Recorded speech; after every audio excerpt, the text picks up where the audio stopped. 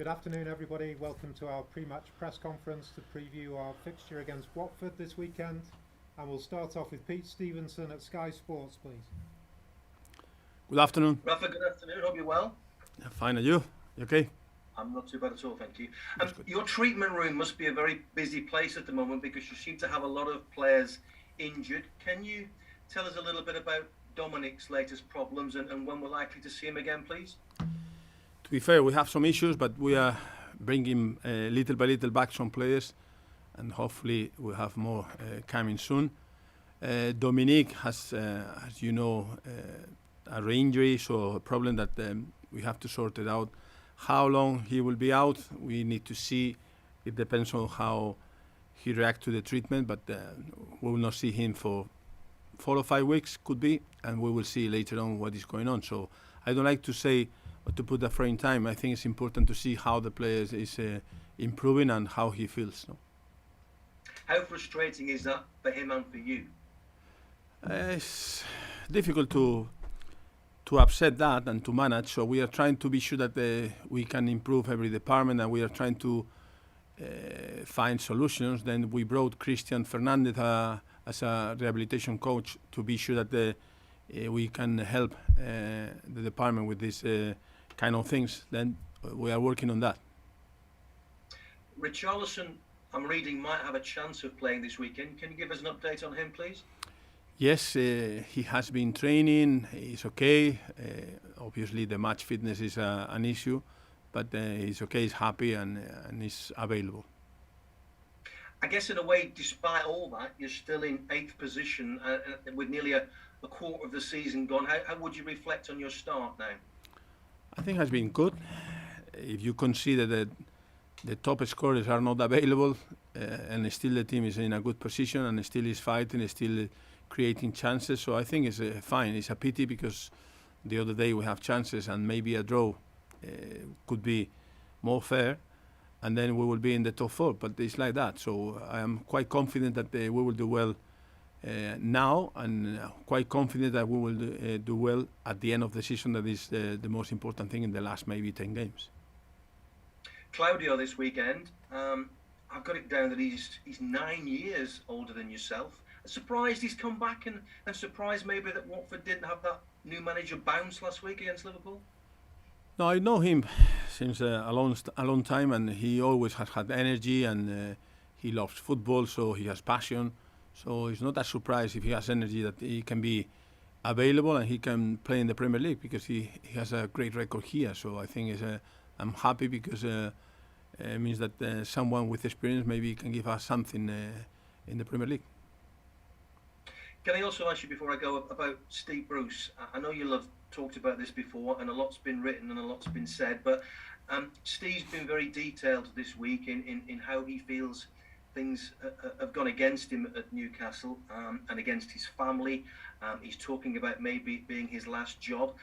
As a fellow manager who knows the Newcastle scene and its people very well, what do you make of what Steve said this week? My relationship with the Newcastle United fans is fantastic. The relationship with the people in the city was very good, so I have very good memories. I cannot say too much, but at the same time, I don't like to see any manager to lose his job. But it's the only thing that I can say because my time there, the fans were really good with me, but you don't want to see anyone losing his job. That's it. Mikel Arteta has said that maybe if there's a danger people might not come into management or go for the top management jobs because of the way Steve's been treated. Is that a danger in your opinion?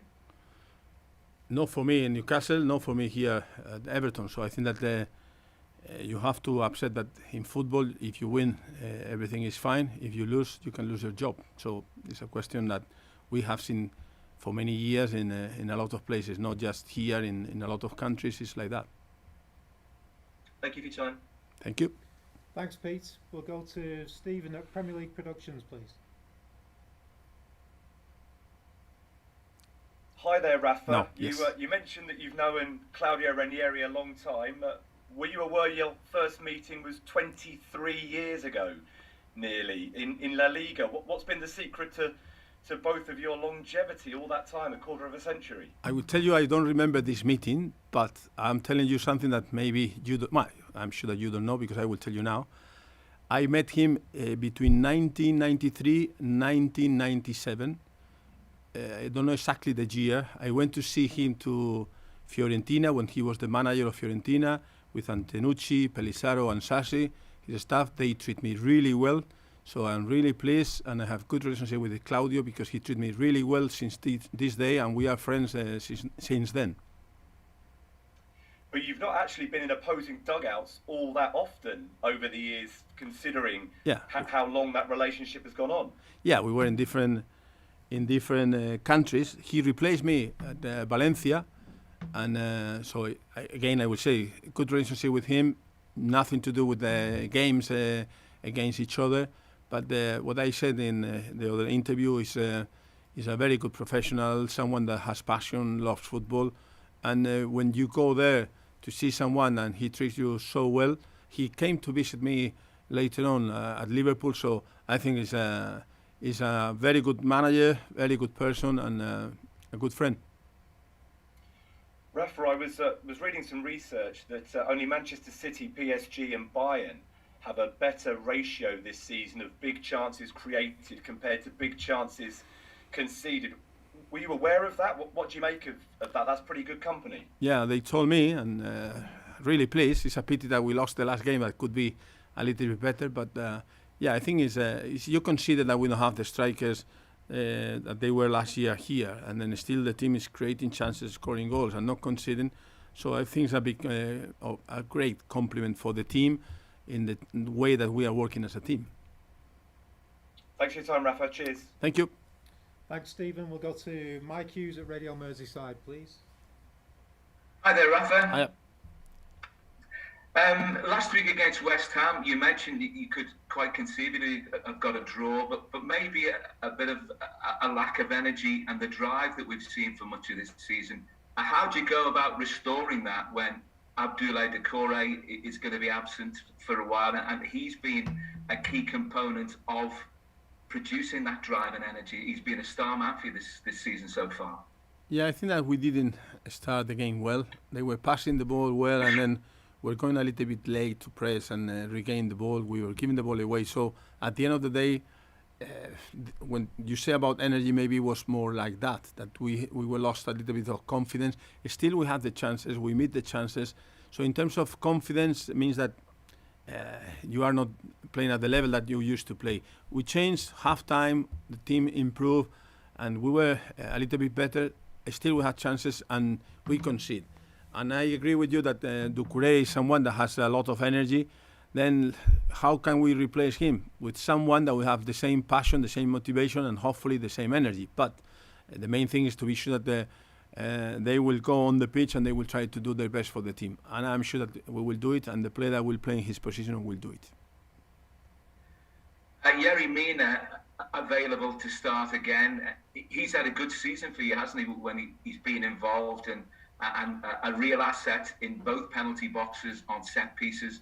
When his concentration levels are at the best, he can be another really important player for you. In this game against Watford, how important could he be for you? Always I say that I don't like to lie. So if I cannot give you an answer, I will not give you the answer, but I don't want to lie. So Yerry Mina was playing 3 games, 90 minutes with the national team, coming back. He has to follow the COVID rules, and he felt a little bit his hamstring in the training session the other day, so he will not be available. And it's what we have now with so many trips around, and then all these rules that the players they have to follow. So he cannot be as important as you were expecting, that I will say, for this game. Yeah. Given the recent injury problems that you've had with the front players, and Dominic Calvert-Lewin is going to be out for some more weeks, and I know Salomon Rondon still acclimatising and getting match fit. How close is Lewis Dobbin to starting a match for you? And in terms of his progress, is he getting closer and closer? Let me make a joke. It's around 2 meters closer to the touch line, so then he can start any time. So he's very, very close. No, I'm really pleased with him. He's training really well. He's doing well. Rondon is getting fitter, Richarlison is available, so we have the options with Alex, with Gordon, with Townsend, Demarai, so we have options there. So it's not that we want to send him to play games and then after, if he's not doing well, we will start criticizing a young player. So I'm really pleased with him. He's training well with us. It's close. How close? If we have a very difficult game, he cannot be. In theory, he cannot be the first choice if you have Richarlison, for example. If it's an easy game, maybe he can. So then I'm sure that he will have his opportunity if he continue working in the way that he's working now. Is this an easy game? Yeah, if it's an easy game, he will have more chances for sure. Yeah. Okay, Rafa, thank you. Thank you. Thank you, Mike. If there's anyone else who wants to ask a question in the open section, if you can raise your hand now, please.